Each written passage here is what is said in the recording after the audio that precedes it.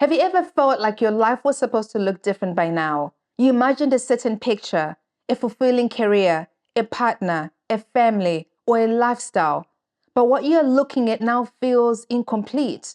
Maybe it's not terrible, but it's not what you hoped for. And sometimes you wonder, is this it? Did I get it wrong? If that sounds familiar, this video is for you. Midlife isn't a crisis, it's a crossroad. And today I'm sharing 3 powerful self-compassion-based lessons to help you navigate this season with more clarity, strength, and care. But first, if you're new here, hi, I'm Elizabeth. I'm a leading humanitarian, a former UN senior advisor, and the author of the book, Human Skills, The Power to Connect. On this channel, I help you develop the emotional awareness and relational tools to thrive in every part of your life. So if that sounds helpful, like this video and subscribe for more. Let's get into it. When we think about compassion, we think of others. But when life doesn't go as planned, the person we treat most harshly is ourselves. We become critical, unforgiving, unrealistic, and that's dangerous, especially in midlife. Because midlife isn't just about achievement, it's about transition. You are evolving, you are grieving, you are shedding old identities. And without self-compassion, you resist that change. You cling to outdated definitions of success, identity, and worth. Think of your life like a puzzle. You've spent years building. Some pieces fit, some don't, some never showed up, and others you're only just discovering.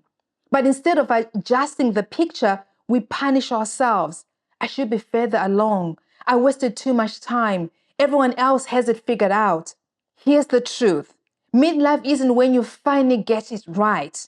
It's when you start telling the truth about who you are now and what still matters. So how do you actually navigate midlife with more clarity and self-trust instead of comparison, shame, or regret? Today, I want to share 3 powerful lessons, all rooted in self-compassion, a key human skill that can help you move through this chapter with more strength, honesty, and care.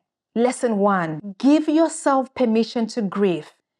Grief isn't only about loss through death. There's also the grief of unmet expectation, the career that didn't unfold, the relationship that didn't happen, the life you imagined that didn't arrive.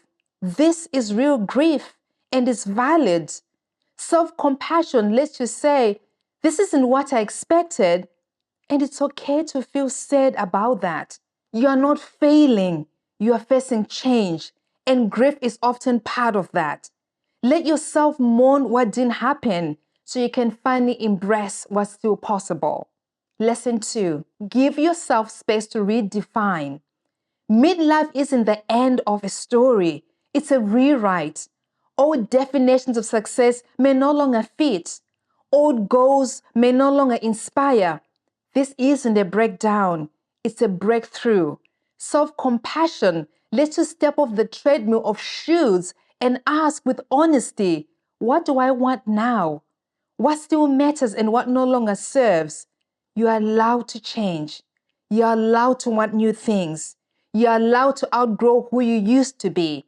That's not confusion, that's growth. Lesson 3, choose resilience without punishment.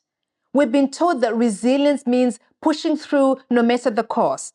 But resilience without care becomes burnout. We push, hustle, power through grief, change, aging, and it still feels like we are not doing enough. Here's the reframe. Resilience isn't about suffering in silence. It's about recovering with care. Self-compassion strengthens your resilience. It lets you say, I'm doing the best I can, and that's enough for today.